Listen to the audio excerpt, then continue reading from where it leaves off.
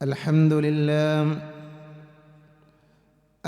لله الواحد الأحد الفرد الصمد الذي لم يلد ولم يولد ولم يكن له كفوا أحد أحمده حمدا بلا أحد أشهد أن لا إله إلا الله وحده لا شريك له وأشهد أن محمدًا عبده ورسوله اللهم صل على محمد وعلى آل محمد كما صليت على إبراهيم وعلى آل إبراهيم إنك حميد مجيد اللهم بارك على محمد وعلى آل محمد كما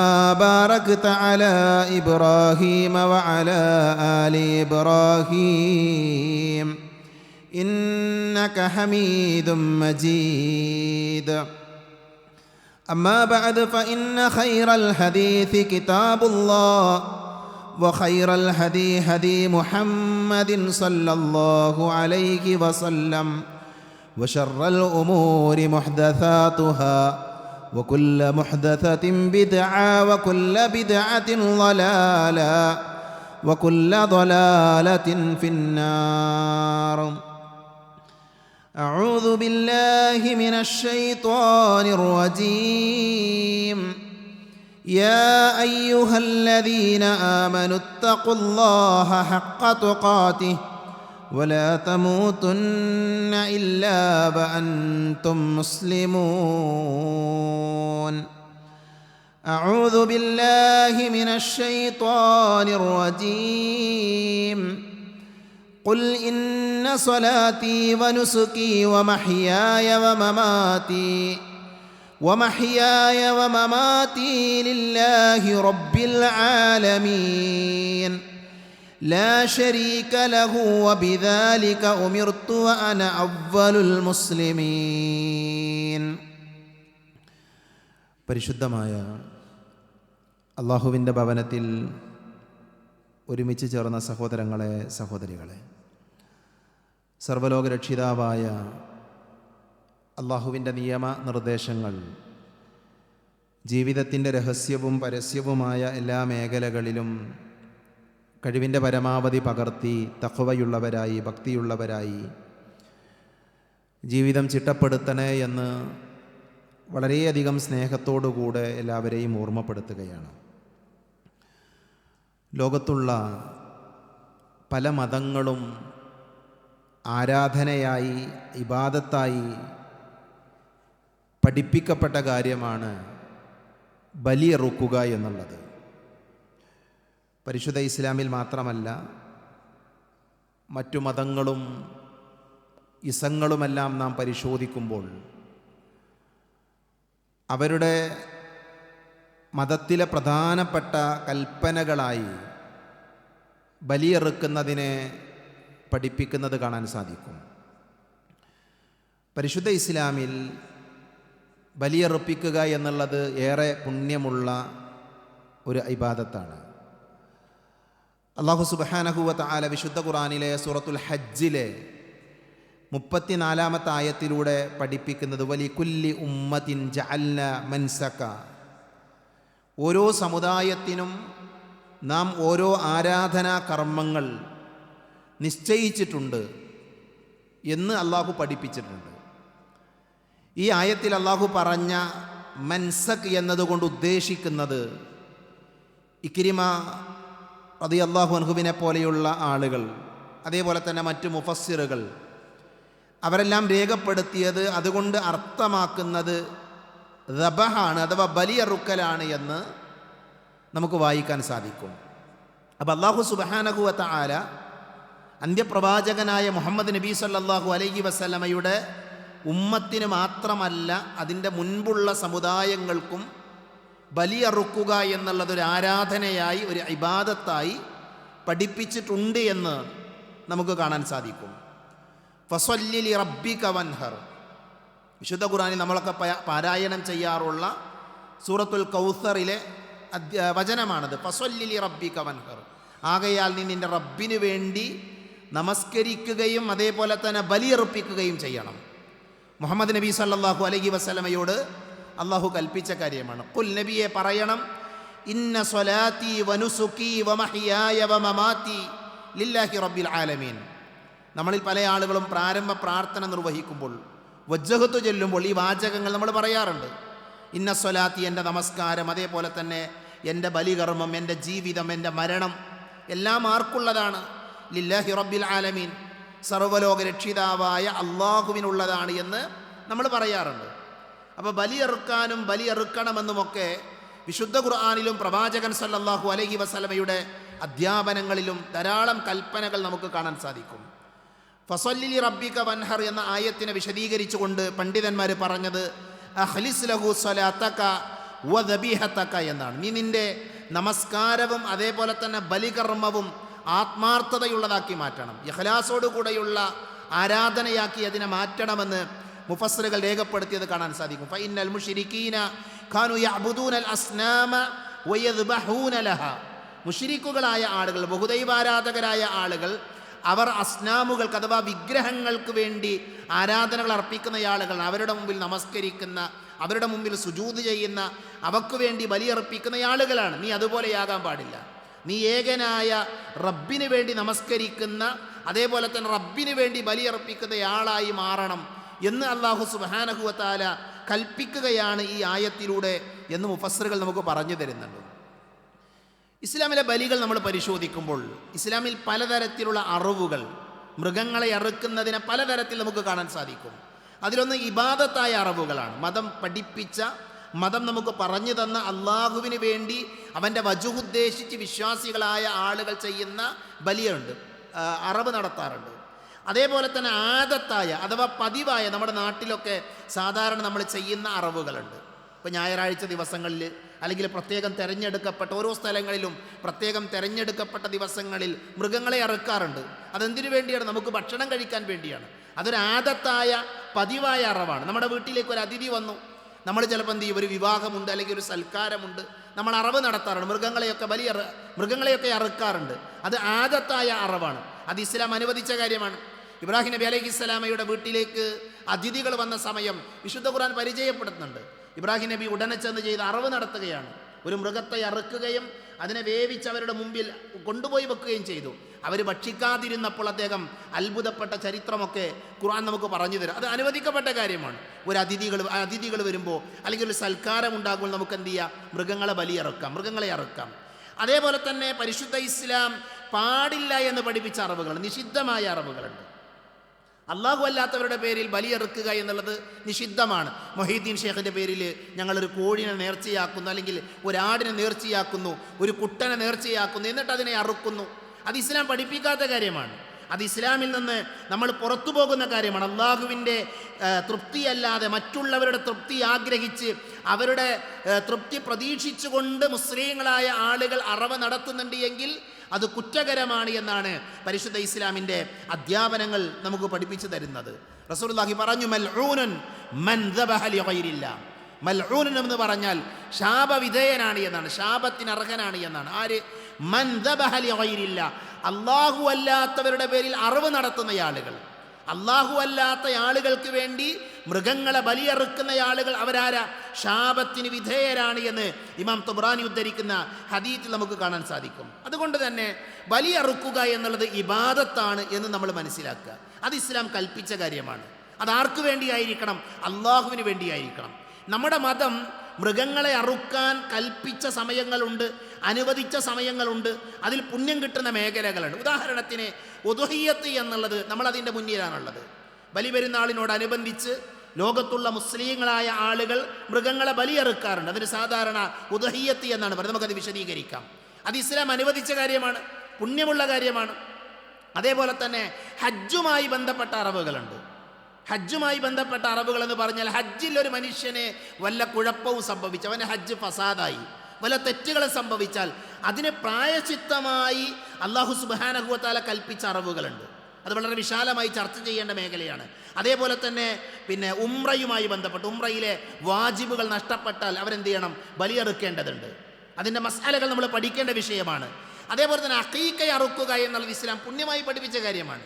അഖീഖ അറുക്കുക എന്ന് പറഞ്ഞാൽ ഒരു കുട്ടി ജനിച്ചാൽ ആ കുട്ടി ജനിച്ചതിൻ്റെ സന്തോഷ സൂചകമായി കൊണ്ടുള്ള അറവ്, അത് ഇസ്ലാം അനുവദിച്ച കാര്യമാണ്. അപ്പം ഇങ്ങനെയുള്ള അറവുകൾ, ഇങ്ങനെയെല്ലാം ബലിമൃഗങ്ങളെ അറുക്കാൻ ഇസ്ലാം നമ്മളോട് പറയുന്നുണ്ട്. നോക്കൂ നിങ്ങൾ, ഹജ്ജിലെ അറവുകൾ എന്ന് പറഞ്ഞാൽ ഒരു ഹാജി, ഇപ്പം ഹജ്ജിന് പോകുന്ന ആളുകളുണ്ടാകും നമ്മുടെ കൂട്ടത്തിൽ. ഹാജിയായ ഒരാൾ 3 രീതിയിലാണ് ഹജ്ജ് ഉള്ളത്. അതിൽ തമത്തു ആയി ഹജ്ജ് ചെയ്യുന്ന ആൾ, തമത്തു ആയി ഹജ്ജ് ചെയ്യുന്ന ഒരാൾ, അതേപോലെ തന്നെ ഖിറാനായി ഹജ്ജ് ചെയ്യുന്നയാൾ, അവരെന്ത് ചെയ്യണം? അവർ നിർബന്ധമായിട്ടും ബലിയിറക്കണം. അവർ ദുൽഹിജ്ജ 10 അന്ന് ഒരു ഹാജിക്ക് 4 കാര്യങ്ങൾ ചെയ്യാനുണ്ടെന്നാണ് പറയാം. ഒരു ഹാജി മുസ്ദലിഫയിൽ നിന്ന് അവൻ എന്ത് ചെയ്യും? ജംറകളിൽ കല്ലെറിയണം, അതേപോലെ തന്നെ ബലിയറുക്കണം, അതേപോലെ തന്നെ മുടി കളയണം, അതേപോലെ തന്നെ അവൻ എന്ത് ചെയ്യണം? തവാഫ് ചെയ്യണം. ഈ 4 കാര്യങ്ങളാണ് ദുൽഹിജ്ജ 10 എന്ന ഹജ്ജുൽ അക്ബർ എന്നാണ് ആ ദിവസത്തെ അറിയപ്പെടുക. അന്ന് എന്ത് ചെയ്യണം? ഹാജി അറവ് നടത്തണം. അത് മുതലുള്ള 13 വരെയുള്ള ദിവസങ്ങളിൽ ആ അറവ് അനുവദനീയമാണ്. അത് ഹാജിമാരായ ആളുകൾ, തമത്തു ആയി അതേപോലെ തന്നെ ഖിറാനായി ഹജ്ജ് ചെയ്യുന്ന ആളുകൾ നിർബന്ധമായും നിർവഹിക്കേണ്ട ബലിയാണ്, അറവാണ്. അതേപോലെ തന്നെ ഹജ്ജിലെ കർമ്മങ്ങളിലേക്ക് ഒരാൾ പ്രവേശിച്ചു, ഒരാൾ ഇഹ്റാമൊക്കെ ചെയ്ത് ഹജ്ജിലേക്ക് പ്രവേശിച്ചു. പക്ഷെ അവന് ഹജ്ജ് ചെയ്യാൻ പറ്റിയില്ല, ഹജ്ജ് തടയപ്പെട്ടു എന്തെങ്കിലും കാരണങ്ങൾ കൊണ്ട്. ഇഹ്റാമിൽ പ്രവേശിച്ച് ഹജ്ജ് ചെയ്യാനുള്ള സാഹചര്യം ഒത്തു വന്നിട്ടില്ല എങ്കിൽ അവൻ എന്ത് ചെയ്യണം? അവൻ പകരമായി തഹല്ലുലാകാൻ വേണ്ടി ബലിയറുക്കണമെന്ന് റസൂലുള്ളാഹി സ്വല്ലല്ലാഹു അലൈഹി വസല്ലം ഖുർആനിലൂടെ നമ്മളെ പഠിപ്പിച്ചിട്ടുണ്ട്. മനസ്സിലായില്ലേ? ഇഹ്റാം ഒഴിവാക്കാൻ ബലി നിർബന്ധമാണ്. ഇഹ്റാമിൽ പ്രവേശിച്ച ഒരാൾ വല്ല കാരണം കൊണ്ടും ഇഹ്റാമിൽ നിന്ന് ഒഴിവാകണമെങ്കിൽ അവൻ ആ ഉംറയോ അല്ലെങ്കിൽ ഹജ്ജോ ചെയ്യാൻ പറ്റാതെ വരികയാണ് എങ്കിൽ അവൻ എന്ത് ചെയ്യണം? അവന് ബലിയെറുക്കണം. എവിടെയാണോ ഉപരോധിക്കപ്പെടുക, എവിടുന്നാണ് നമുക്ക് ആ പരിശുദ്ധ മക്കയിലേക്ക് പോകാൻ പറ്റാതെ വന്നത്, ആ സ്ഥലത്താണ് ബലിയെറുക്കേണ്ടത് എന്ന് ഒരുപക്ഷം പണ്ഡിതന്മാർ പറഞ്ഞത്. ചില ആളുകൾ പറഞ്ഞത്, മഹാഭൂരിപക്ഷം ആളുകൾ പറഞ്ഞത് പരിശുദ്ധമായ ഹറമിൽ മക്കയിൽ ആ പ്രദേശത്ത് തന്നെ അതിന് പകരമായിക്കൊണ്ട് ബലിയെറുക്കാം എന്നും കൽപ്പിച്ചത് നമുക്ക് കാണാൻ സാധിക്കും. നബി സല്ലല്ലാഹു അലൈഹി വസല്ലമ ഉംറ നിർവഹിക്കാൻ വേണ്ടി വരുന്ന സമയത്ത് ഹുദൈബിയയിൽ വെച്ചാണ് തടയപ്പെട്ടത്. ശത്രുക്കൾ പറഞ്ഞു മക്കയിലേക്ക് പോകാൻ പറ്റില്ല, ഉംറ ചെയ്യാൻ പറ്റില്ല. അവൻ നബി സല്ലല്ലാഹു അലൈഹി വസല്ലം അവിടെ തങ്ങി ചർച്ചകൾ നടത്തി. ആ ചർച്ചകൾക്കൊടുവിൽ തീരുമാനങ്ങൾ ഉണ്ടായി. ആ പ്രാവശ്യം ഉംറ ചെയ്യാതെ മടങ്ങിപ്പോകണം. അങ്ങനെ നബി സല്ലല്ലാഹു അലൈഹി വസല്ലമ മടങ്ങിപ്പോരുന്നതിൻ്റെ മുൻപ് ബലിയറുത്തതായി, മൃഗങ്ങളെ പ്രായശ്ചിത്തമായി അറുത്തതായി ഹദീത്തുകളിൽ നമുക്ക് വായിക്കാൻ സാധിക്കും. അപ്പോൾ നോക്കൂ നിങ്ങൾ, ബലിയറുക്കേണ്ട ഒരു മേഖലയാണ് ഹജ്ജിന് വേണ്ടി ഒരാൾ ആഗ്രഹിച്ചു, അയാൾ ഇഹ്റാമിൽ പ്രവേശിച്ചു. ഇഹ്റാമിൽ പ്രവേശിച്ച ആൾക്ക് ആ ഹജ്ജ് ചെയ്യാൻ സാധിക്കാതെ വന്നാൽ അയാൾ നിർബന്ധമായിട്ട് എന്ത് ചെയ്യണം? ഒരു മൃഗത്തെ അറുക്കണം.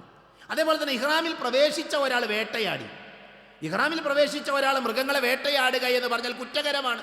അങ്ങനെ വേട്ടയാടിയാൽ എന്ത് ചെയ്യണം? അയാൾ അതിന് പകരമായിക്കൊണ്ട് ബലിയെറുക്കേണ്ടതുണ്ട്, നിർബന്ധമായും ബലിയെറുക്കേണ്ടതുണ്ട്. മഹാനായ ഉമർ റളിയല്ലാഹു അൻഹുവിൻ്റെ കാലഘട്ടത്തിലൊരു സംഭവം ഉണ്ടായി. 2 ആളുകൾ അവർ മദീനയിൽ നിന്ന് അവരുടെ കുതിരപ്പുറത്ത്, അവരുടെ വാഹനപ്പുറത്ത് അവർ 2 പേരും കൂടെ ഇഹ്റാമിൽ പ്രവേശിച്ച് എന്ത് ചെയ്തു? ഹജ്ജിന് വേണ്ടി യാത്ര പോയി. അവർ 2 പേരാണ് യാത്ര പോകുന്നത്. അപ്പോൾ സ്വാഭാവികമായി 2 പേരായപ്പോൾ അവരവരുടെ യാത്രയുടെ ആ സന്തോഷമൊക്കെ ഉണ്ടാകാൻ വേണ്ടി അവർ ഓട്ട മത്സരം നടത്തി, മൃഗവുമായി ഓട്ട മത്സരം നടത്തി.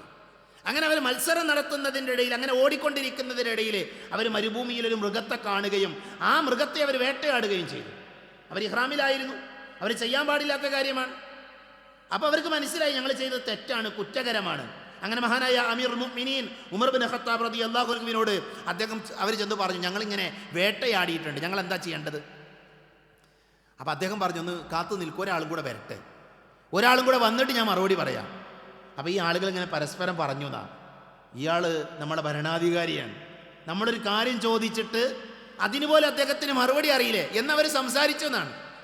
അങ്ങനെ ഒരാൾ വന്നപ്പോൾ മഹാനായ ഉമർ ബിൻ ഖത്താബ് റളിയല്ലാഹു അൻഹു അവരോട് ചോദിക്കും, നിങ്ങൾക്ക് സൂറത്ത് മാഇദ അറിയോ? അപ്പോൾ അവർ പറഞ്ഞു, ഞങ്ങൾക്ക് സൂറത്ത് മാഇദ അറിയില്ല, ഞങ്ങൾക്കതറിയില്ല. അദ്ദേഹം പറഞ്ഞു, നിങ്ങൾക്കെങ്ങാനും സൂറത്ത് മാഇദ അറിയുമായിരുന്നെങ്കിൽ ഞാൻ നിങ്ങളെ അടിക്കുമായിരുന്നു. കാരണം നിങ്ങൾ അങ്ങനെ അഭിപ്രായം പറയില്ല. ഞാനൊരാൾ കാത്തു നിൽക്കട്ടെ എന്ന് പറഞ്ഞപ്പോൾ എന്താ ഇദ്ദേഹം ഇങ്ങനെ എന്നത് അവർ പറയില്ലായിരുന്നു. എന്തുകൊണ്ടാണത്? അല്ലാഹു സുബ്ഹാനഹു വ തആല വിശുദ്ധ ഖുർആനിലൂടെ പഠിപ്പിക്കുന്ന കാര്യം എന്താ? ഇങ്ങനെ വേട്ടയാടുകയാണ് എങ്കിൽ എന്താ ചെയ്യേണ്ടത്?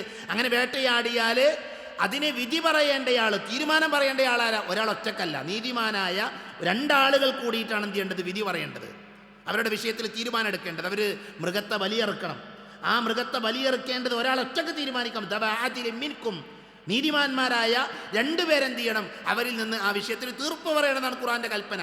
ആ രണ്ടാമത്തെ ഒരാളെയാണ് ഉമർന്നാൻ കാത്തുന്നത്. നമ്മുടെ വിഷയം എന്താ? ഒരാൾ ഹജ്ജിൻ്റെയോ ഉംറയുടെയോ ഇഹ്റാമിൽ പ്രവേശിച്ച ശേഷം വേട്ടയാടിയാൽ അയാൾ എന്ത് ചെയ്യണം? ബലിയറുക്കണം. അത് ഇസ്ലാം കൽപ്പിച്ച കാര്യമാണ്. അതേപോലെ തന്നെ ഹജ്ജ് ഫസാദായാൽ ബലിയറുക്കണം.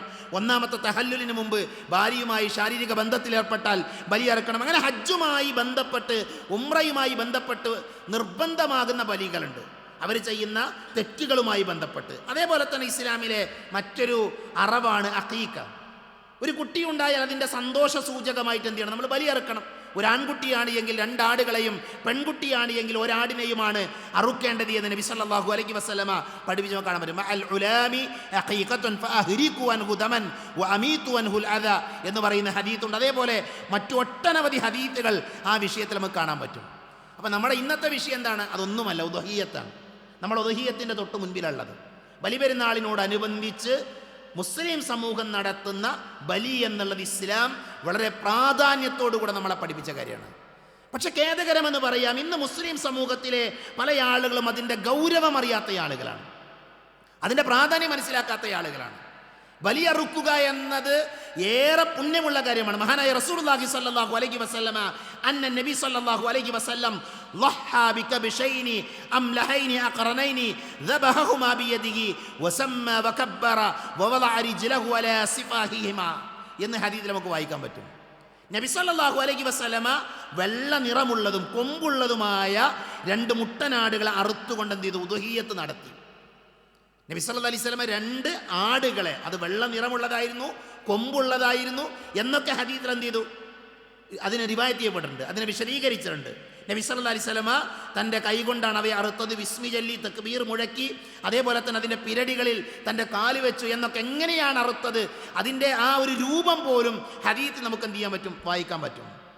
മഹാനായ ഇബ്നു മർലാൻ പറയുന്നുണ്ട്, അഖാമ റസൂലുള്ളാഹി സ്വല്ലല്ലാഹു അലൈഹി വസല്ലം ബിൽ മദീന.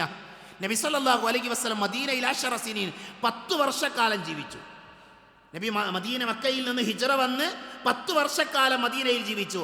ആ 10 വർഷക്കാലവും നബി സല്ലല്ലാഹു അലൈഹി വസല്ലമ ഉദ്ഹിയ്യത്ത് അറുത്തിട്ടുണ്ട് എന്നാണ് മഹാനായ ഇബ്നു മർലാൻ ഉദ്ധരിക്കുന്ന റിവായത്തിൽ, ഇമാം തുർമുദി ഉദ്ധരിക്കുന്ന ഹദീസിൽ നമുക്ക് വായിക്കാൻ പറ്റുന്നത്.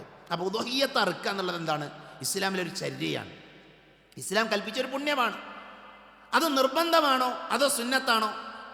അവിടെയാണ് അഭിപ്രായ വ്യത്യാസമുള്ളത്. മഹാഭൂരിപക്ഷം പണ്ഡിതന്മാർ പറഞ്ഞാൽ ജുംഹൂറു ഇല അന്നഹ സുന്നത്തുൻ മുഅക്കദ, അത് മുഅക്കദായ സുന്നത്താണ്, അത് വളരെ പ്രാധാന്യത്തോടുകൂടെ നമ്മൾ കാണേണ്ട സുന്നത്താണ് എന്നാണ് മഹാഭൂരിപക്ഷം പണ്ഡിതന്മാർ പറഞ്ഞത്. എന്നാൽ ഒരു വിഭാഗം പണ്ഡിതന്മാർ അത് വാജിബെന്ന് പറഞ്ഞിട്ടുണ്ട്, നിർബന്ധം എന്ന് പറഞ്ഞിട്ടുണ്ട്. ചില പണ്ഡിതന്മാർക്കത് നിർബന്ധമാണ് എന്ന വാദമുണ്ട്. പക്ഷെ അതിലെ പ്രബലമായ അഭിപ്രായം എന്താ? അത് പ്രബലമായ സുന്നത്താണ്. സാധിക്കുന്ന ആളുകളൊക്കെ എന്ത് ചെയ്യണം? ബലിയറുക്കണം.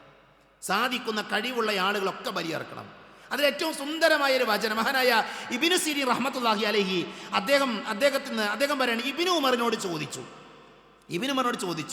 ഉദ്ഹിയ്യത്ത് കർമ്മം നിർബന്ധാണോ? അതാണ് ചോദ്യം. അപ്പം അദ്ദേഹം കൊടുത്ത മറുപടി എന്താ? അദ്ദേഹം പറഞ്ഞു, പ്രവാചകരും മുസ്ലിങ്ങളും നിർവഹിച്ചു വന്ന ആ ചര്യ ഇന്നും മുസ്ലിം ഉമ്മത്ത് എന്ത് ചെയ്ത് തുടർന്നു പോരുന്നുണ്ട്. അദ്ദേഹം നിർബന്ധം എന്ന് പറഞ്ഞില്ല, സുന്നത്താന്നും പറഞ്ഞില്ല. പക്ഷെ അദ്ദേഹം എന്ത് പറഞ്ഞു? മുസ്ലിം ഉമ്മത്തിൽ മാതൃകയായ നബി സല്ലല്ലാഹു അലൈഹി വസല്ലമയും മുസ്ലിങ്ങളായ ആളുകൾ എന്ത് ചെയ്യുന്നത്? തുടരുന്നൊരു ചര്യയാണ്, അതെല്ലാവരും ചെയ്യേണ്ട ഒരു കാര്യമാണ് എന്നാണ് മഹാനായ ഇബ്നു സിരീൻ റഹ്മത്തുള്ളാഹി അലൈഹി പറഞ്ഞത്. ഇമാം അബൂ ഹനീഫ, സുഫിയാനു സൗരി, ലൈസ് റഹിമഹുല്ലാ, ഷെയ്ഖ് ഉസൈമീൻ റഹ്മത്തുള്ളാഹി അലൈഹി, ഇങ്ങനെയുള്ള പണ്ഡിതന്മാരെല്ലാം ഉദ്ഹിയ്യത്ത് നിർബന്ധമാണെന്ന് പറഞ്ഞ ആൾക്കാരാണ്. ഉദ്ഹിയ്യത്ത് അറക്കൽ നിർബന്ധമാണ് എന്ന് പറഞ്ഞ ആൾക്കാരാണ്. എന്നാൽ ആർക്കാണ് നിർബന്ധം? ഈ ഉദ്ഹിയ്യത്ത് ബലിയറുക്കുക എന്നുള്ളത് ആർക്കാണ് നിർബന്ധം? ഇതാണ് നമ്മൾ പഠിക്കേണ്ടത്. ഇത് നിർബന്ധമാണ് എന്ന് പറഞ്ഞ പണ്ഡിതന്മാർ തന്നെ നമുക്ക് പറഞ്ഞു തന്നു. അപ്പോൾ നോക്കൂ നിങ്ങൾ, നമസ്കാരത്തിൻ്റെ റുക്കിനാണ്, നമസ്കാരത്തിൻ്റെ നിർബന്ധമായ ഘടകമാണ് നിന്ന് നിസ്കരിക്കുക എന്നുള്ളത്. നിന്നാണ് നിസ്കരിക്കേണ്ടത്. ഇരുന്ന് നിസ്കരിക്കാൻ പറ്റുമോ? ഇരുന്ന് നിസ്കരിക്കാം. ആർക്ക്? നിൽക്കാൻ കഴിയാത്തയാൾക്ക് ഇരുന്ന് നിസ്കരിക്കാം. നിന്ന് നമസ്കരിക്കാൻ കഴിയുന്നവൻ ഇരുന്ന് നിസ്കരിച്ചാൽ കുറ്റമാണ്. അതേപോലെ ആർക്കാണോ ഉദ്ഹിയ്യത്ത് അറുക്കാൻ ശേഷിയുള്ളത്, കഴിവുള്ളത്, അവൻ അറുക്കണമെന്നാണ് ഈ പണ്ഡിതന്മാരുടെ അഭിപ്രായം. ബലിമൃഗത്തെ ഒരു ബലി അറുക്കാൻ കഴിവുള്ളയാള്, അതിനുള്ള സാമ്പത്തിക ശേഷിയുള്ളയാള് ബലി അറുക്കണം. കാരണം എന്താ? നബി സല്ലല്ലാഹു അലൈഹി വസല്ലമയുടെ ഹദീത്ത് നമുക്ക് കാണാൻ സാധിക്കും, മൻ വജദ സഅതൻ ലിഅൻ യുദഹി ഫലം യുദഹി ഫലാ യഹ്ദുർ മുസല്ലാന എന്ന് പറയുന്ന ഹദീത്ത്. എന്താണ്?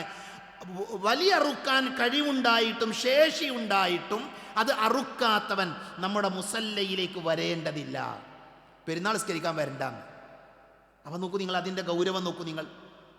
ആർത്തവകാരികളായ ആളുകൾ പോലും ഈദ് നമസ്കരിക്കാൻ ഈദ് മുസല്ലയിൽ വരണമെന്ന് നബി സല്ലല്ലാഹു അലൈഹി വസല്ലം പഠിപ്പിച്ചിട്ടുണ്ട്. ആർത്തവകാരികൾക്ക് നിസ്കരിക്കാൻ പാടില്ല, അവർക്ക് നമസ്കാരം നിഷിദ്ധമാണ്, ഹറാമാണ്. നബി പറയാം, അവർ പോലും എന്ത് ചെയ്യണം?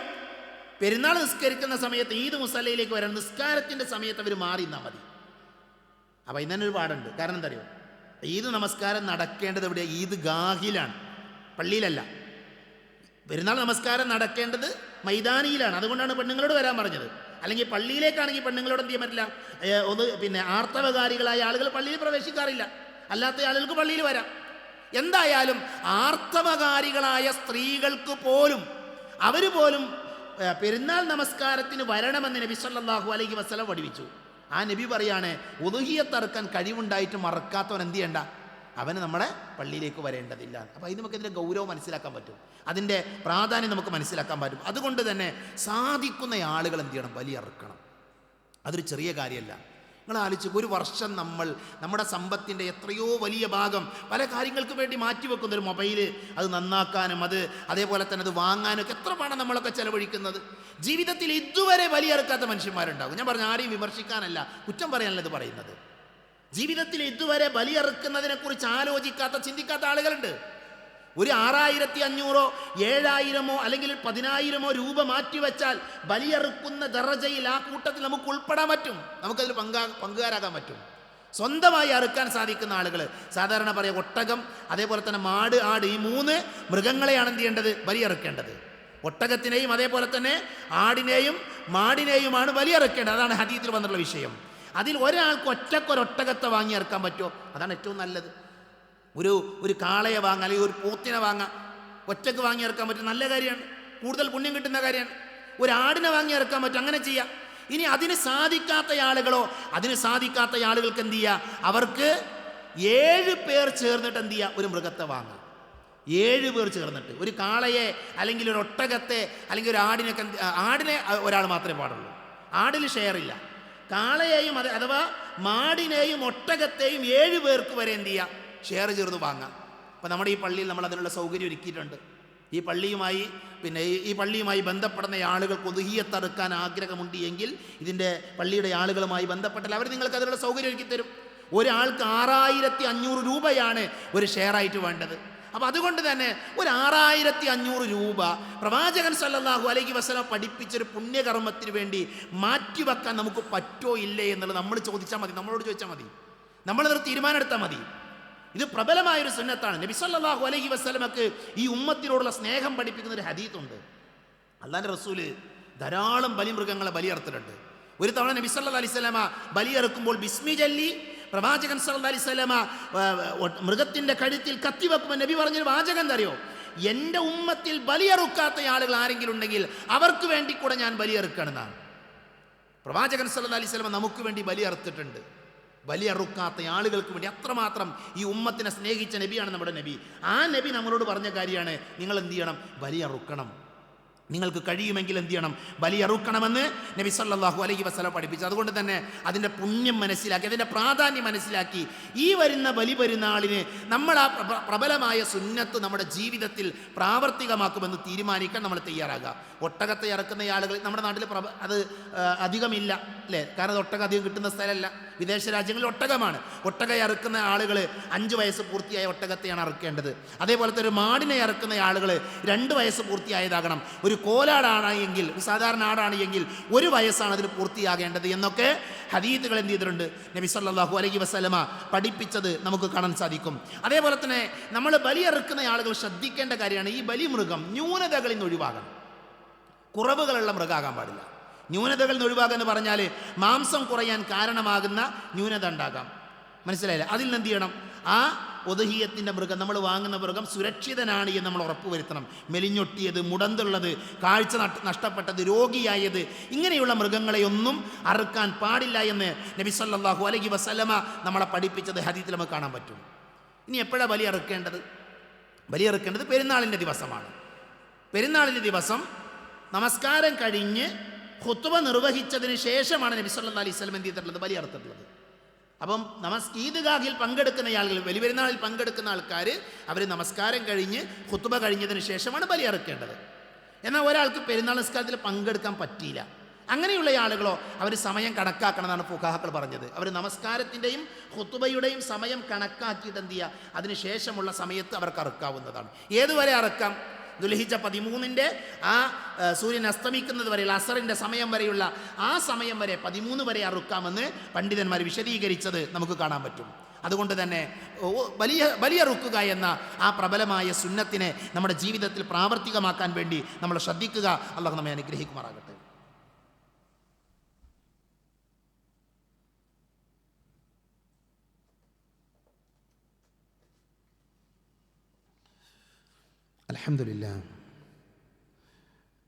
അൽഹംദുലില്ലാഹി അല്ലദീ അല്ലമ ബിൽ ഖലം അല്ലമൽ ഇൻസാന മാ ലം യഅലം വസ്സലാത്തു വസ്സലാമു അലാ അഷ്റഫുൽ മുർസലീൻ വഅലാ ആലിഹി വഅസ്ഹാബിഹി അജ്മഈൻ അമ്മാ ബഅദ്.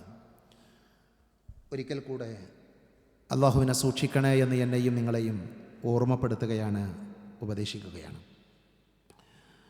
പരിശുദ്ധ ഇസ്ലാമിലെ ഏറെ പവിത്രമായ ഒരു ഇബാദത്തിനെ കുറിച്ചാണ് നമ്മൾ ചർച്ച ചെയ്തുകൊണ്ടിരിക്കുന്നത്.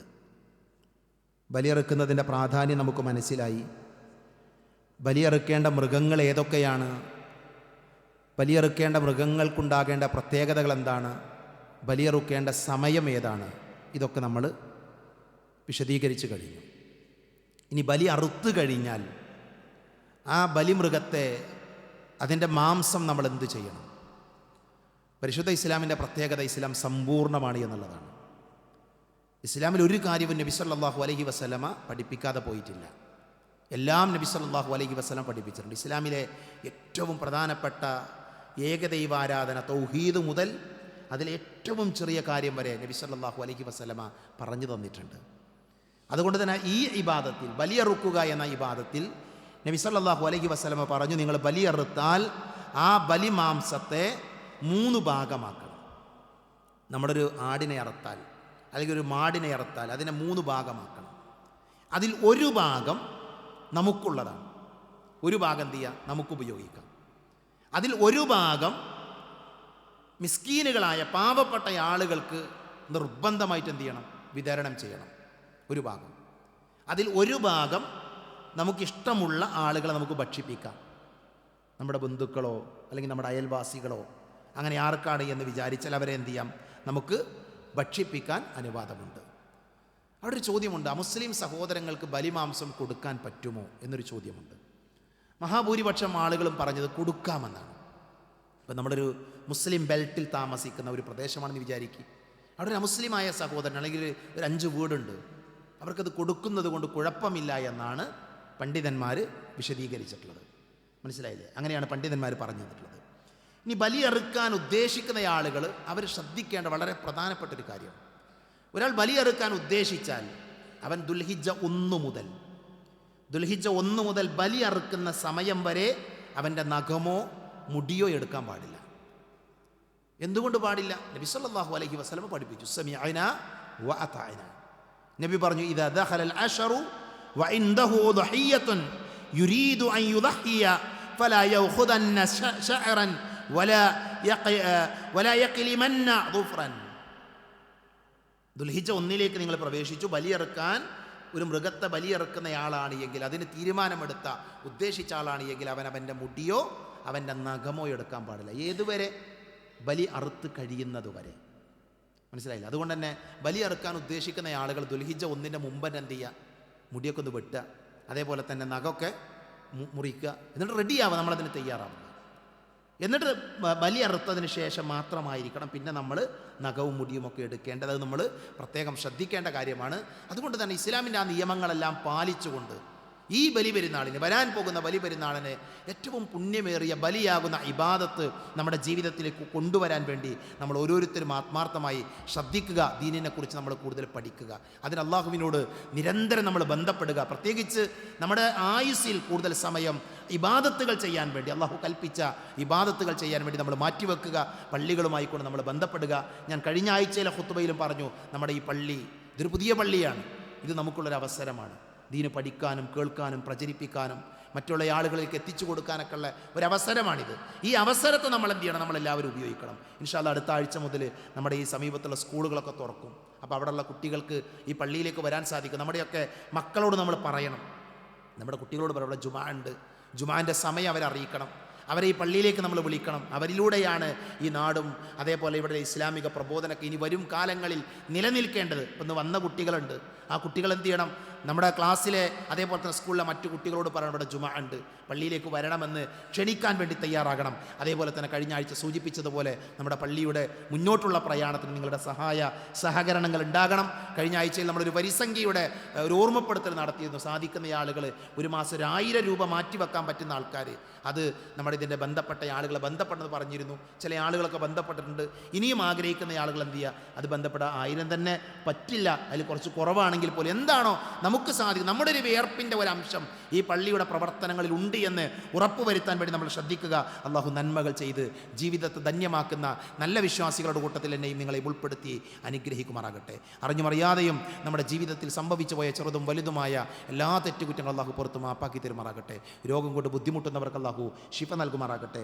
മരണപ്പെട്ടു പോയവർക്ക് അള്ളാഹു മഗ്ഫിറത്ത് നൽകി അനുഗ്രഹിക്കുമാറാകട്ടെ. അല്ലാഹു മഗ്ഫിർ ലിൽ മുഅ്മിനീന വൽ മുഅ്മിനാത്ത് വൽ മുസ്ലിമീന വൽ മുസ്ലിമാത്ത് അൽഹയാഅ മിൻകും വൽ അംവാത്ത്. അല്ലാഹുമ്മ അജ്രിനാ മിനൻ നാർ, അല്ലാഹുമ്മ അജ്രിനാ മിനൻ നാർ, അല്ലാഹുമ്മ അജ്രിനാ മിനൻ നാർ. റബ്ബനാ ആതിനാ ഫിദ് ദുനിയ ഹസന വഫിൽ ആഖിറതി ഹസനതൻ വഖിനാ അദാബൻ നാർ. ആമീൻ ആമീൻ ബിറഹ്മതിക യാ അർഹമർ റഹീമീൻ.